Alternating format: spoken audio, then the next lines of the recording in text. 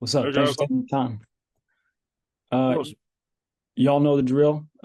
Raise your hand. I'll just work my way down the line, and we'll start firing off questions. Michael, we'll start with you. Hey there, Tomari. So your last game against Pitt was the game at Pitt 2 years ago. Do you feel like as if there's, unfinished business because you guys are so close to winning that game and it just kind of slipped away at the end? Of course. I mean, it's a new team, new year. You kind of got to let go of the past, but you got to remember those scars. You got to have those and let that kind of sting so that you come out with a whole new fury next time you see those teams. When you get in close situations like that, I believe it was double overtime. You gotta be able to learn how to finish, and I think we've been able to do that. So I'm excited to see, how we close the game this week. Thanks. Of course. Luciano. Hey, Tomari, thanks for your time. Hope you're doing well. The defense has been playing really well so far, but going into conference play, what is the main thing you think you still have to improve upon as a unit? Um, Good question. Probably consistency playing to our standard. We came out strong at the start of the season against South Carolina, so that's what we want to put on film, put on TV every single week. We can't allow ourselves to get comfortable. We can't allow ourselves to start feeling ourselves and things of that nature. So the biggest thing for us is just holding ourselves to a standard. It starts on Tuesday, goes into Wednesday, Thursday, Friday, and so on. It doesn't just start on game day. It starts in prep, starts in the film room, starts here at practice. So everything we got to hold ourselves to a certain kind of standard. Awesome, thanks.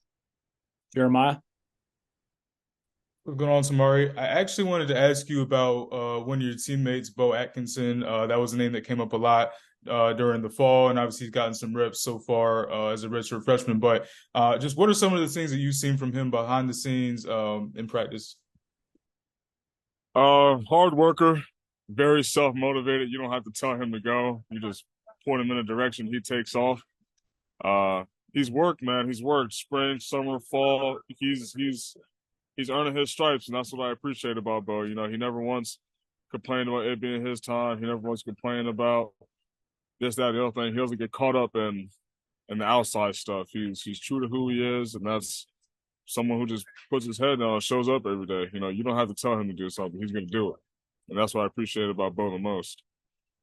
Yeah, and just as a quick follow-up to that, obviously him being one of the younger guys on that defensive line, what are some of the, main things that he's kind of picked up and has really been learning, from some of you guys that are more experienced on that line? For him, it's been knowing everybody else's job when he's out there, so we can have more chemistry as a unit. Uh, Something he's picked up is probably technique.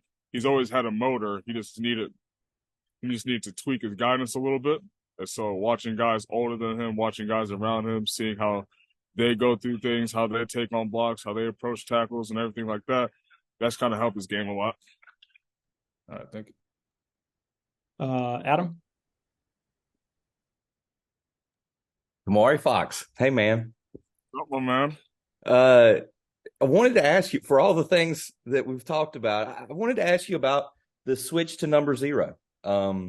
I forgot about that one. Like, what was the thought process from taking it to 56 to 0, and just what all went into that for you? Honestly, we tried the appeal after everything happened.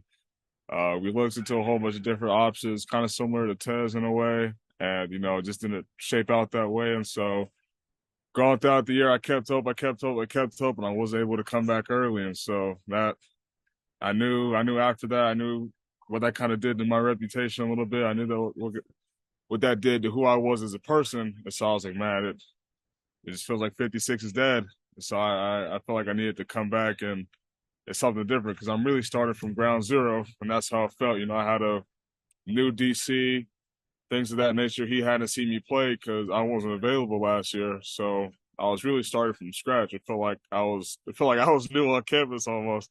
So that kind of inspired the zero change. It was a good answer. And just to follow up on that, yeah, I mean, you mentioned the Tez situation. Like, I mean, you are a guy who has a unique perspective on that. Some of these committee things, it sounds like exactly what you went through. I mean, have you tried to talk to him at all, or just at least I don't know, offer an ear or any like what have you communicated to him at all? Like, hey, I went through this too. Like, how has that been?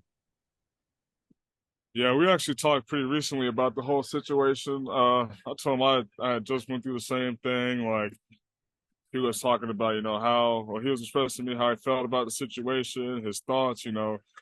I was in the same position where like, do I want to come out this year? Do I want to not? Now this happens. Do I want to stay? Do I want to leave? Do I want to try my chance at the draft? Like when this is all up, am I gonna keep playing? Like, so I just told him, you don't got to make a decision now. Just take your time and be you, because all those kind of things will weigh you down. I know it did for me at least. And so we chopped it up, and I was just like, keep your head high.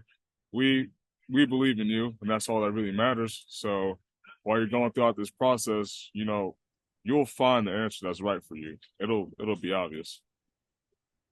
Thank you, man. Of course. Andrew?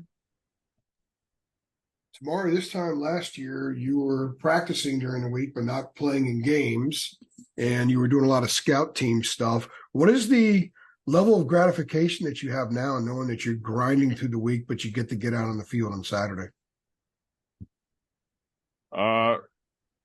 It makes you appreciate it a lot. When they say you come out here and you get to do it, you don't have to do it. That's a real statement. I was definitely out here last year in a navy blue jersey on scout team. That didn't feel great, especially being a guy who had never been on scout team before. It was a humbling experience. So knowing now that the work I put in is I have the opportunity to showcase. I'm very appreciative of that, because I don't want people to. It is not about anyone else. It's about me. But I'm just thankful that I have the opportunity to show people what we've been building here, what I've been doing. Everybody who believes in me, everybody who put faith in me, effort in me, that wasn't for nothing.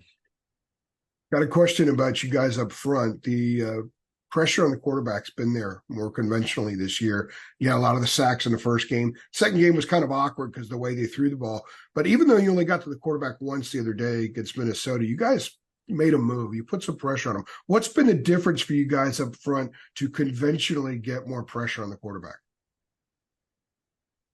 One is confidence. Two, everybody's older, so guys are obviously getting better over time. Three, everybody's healthy right now. And four, teams I feel like we came into this season with a chip on our shoulder, maybe teams that don't respect us as much. And so they want to try and block our guys one-on-one. They want to just do step drop back or go on shotgun and things like that nature, try and pro-style offense. And, we've just been working every day. We have something to prove, just like every other team in this league. And so we showed up, and that's our goal every single weekend, to show what we've been working on every single day since the last game of last season. Tim, if I can ask a quick follow-up on that. You mentioned older. I think it was the first thing you said. You guys have a lot of older dudes on defense. They're all over the place. 6 graduates and just guys are 22, 23 years old. Since you got here, what is the difference that you notice with a bunch of old heads on defense as opposed to what you guys have had the first several years since you arrived? I think it's attitude.